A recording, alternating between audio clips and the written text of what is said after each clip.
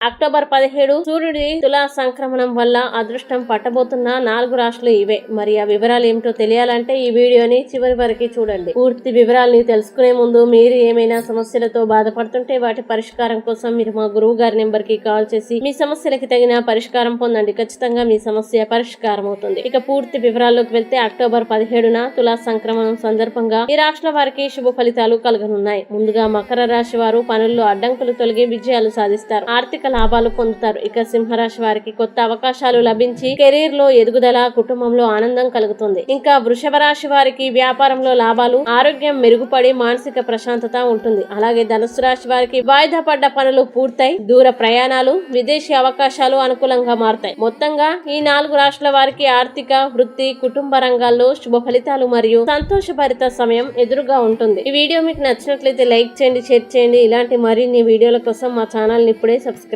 చేయండి.